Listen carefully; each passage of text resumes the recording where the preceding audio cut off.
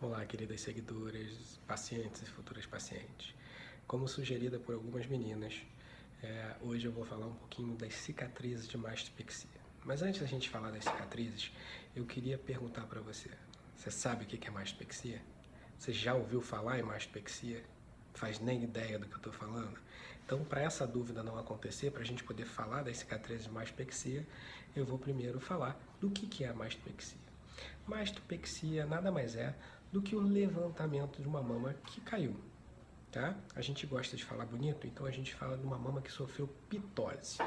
Pitose nada mais é do que a queda daquela estrutura. Então, pitose mamária, queda da mama. Isso pode acontecer normalmente com ganho de peso e emagrecimento e também com a gestação, que é o mais comum. Tá? Então, quando a gente tem um tecido mamário mais durinho, aquela mama que manteve as características e só teve a queda, a gente pode fazer esse levantamento, essa mastopexia, sem usar uma prótese. Mas o que é mais comum, principalmente na pós-gravidez, pós-amamentação, que aquela mama cresce, fica cheia de leite, e aí depois o neném para de mamar, a mama começa a esvaziar. E aí ela começa a esvaziar, acontece o que as mulheres normalmente não gostam, a mama começa a murchar. E aí, às vezes, esse murchar é tanto que ela fica, às vezes, muito menor do que era antes e deixa aquela pele flácida para trás.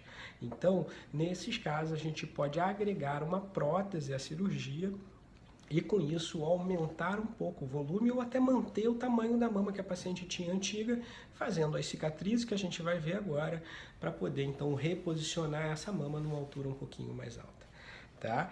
Então hoje a gente vai falar das cicatrizes, é o mais importante, tentar ajudar. Não vou conseguir responder todas as perguntas, mas se vocês tiverem, lembra, no final pode escrever aqui embaixo nos comentários, pode mandar o WhatsApp, pode mandar direct, pode mandar mensagens que eu tenho prazer em responder, ou vir diretamente numa visita, que isso eu explico cara a cara com vocês e que vai ser muito mais fácil essa compreensão.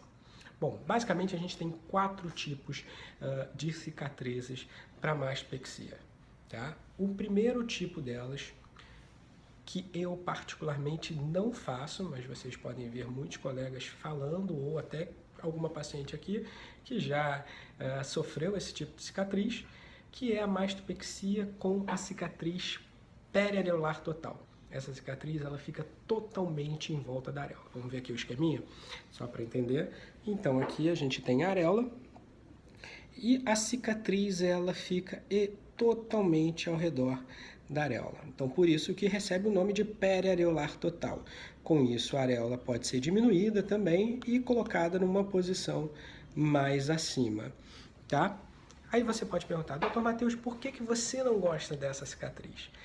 Bom, a experiência que eu tenho é que essa cicatriz, ao longo do tempo, ela tende a alargar. E aí aquela areola que ficou bonita no começo, ela começa a crescer, começa a ficar grande e deixando a aparência não tão bonita para aquela mama que ficou muito bonita. Então eu não gosto porque toda a força da cicatriz fica ali ao redor da areola.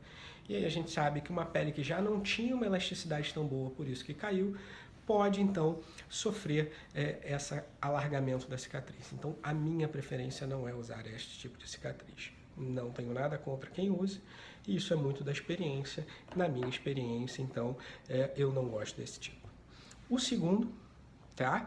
É uma que eu uso bastante, é o que a gente chama de cicatriz em raquete ou cicatriz em pirulito, na qual a gente tem então essa cicatriz periareolar com uma cicatriz no polo inferior da mama, na parte de baixo da mama. Vamos ver o esquema? Para entender melhor o que é essa cicatriz em raquete?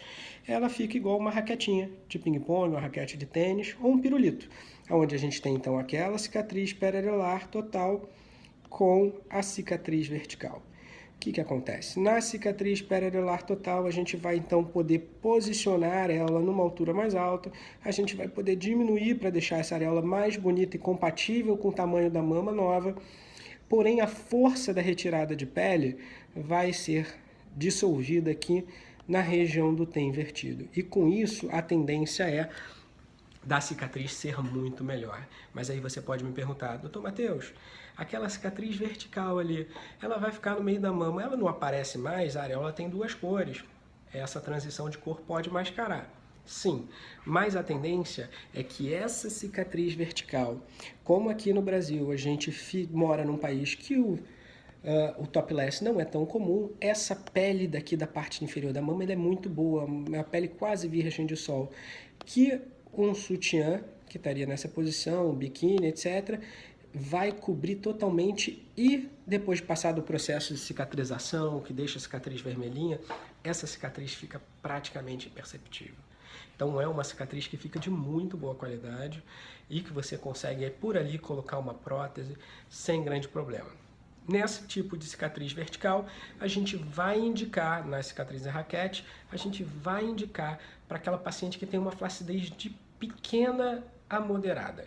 Tá? Não pode ter uma flacidez muito intensa, porque a gente não vai conseguir tirar tanto tecido através ali da vertical. O que acontece é que quando a paciente tem uma flacidez maior, a gente vai lançar a mão da cicatriz em T invertido, tá? O que é a evolução dessa cicatriz. Então, se vocês perceberem, vamos voltar para o esquema, essa cicatriz é a evolução. A gente tem a cicatriz em raquete com a parte de baixo do T. Por quê? Todo aquele tecido maior que a gente vai tirar a flacidez, a gente compensa com a cicatriz de baixo.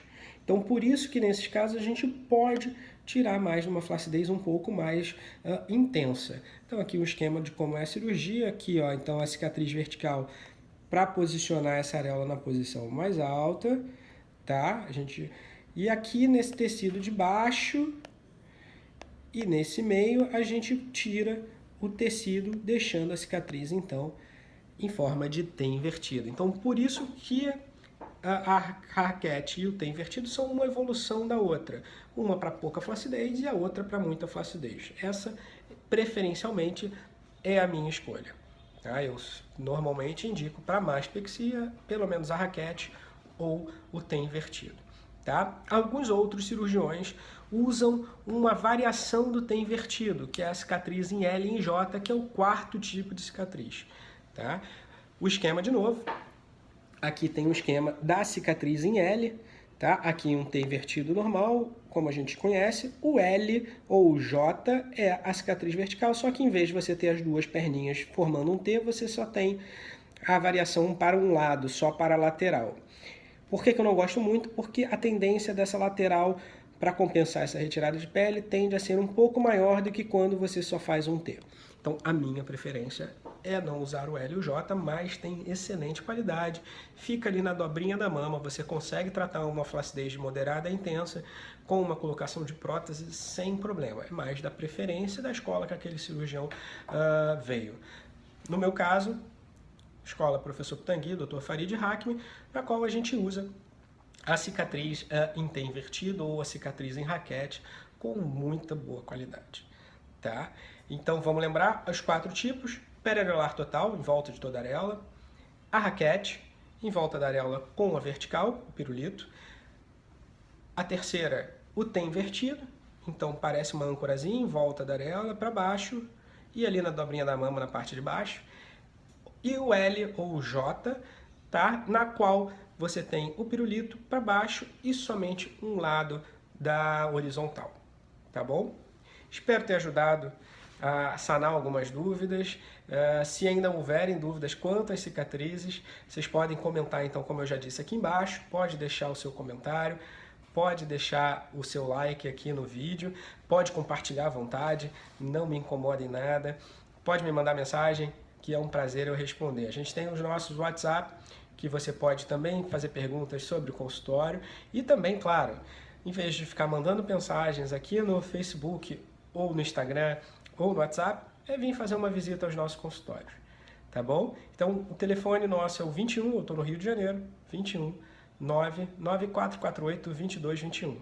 E aí você pode mandar um WhatsApp, que vai ser um prazer, sou eu mesmo que respondo, tá? E vai ser um prazer tentar responder suas dúvidas, mas o melhor é vir fazer uma visita, tá bom? Grande abraço, fiquem com Deus a todas, bom final de semana para todas vocês. Até logo.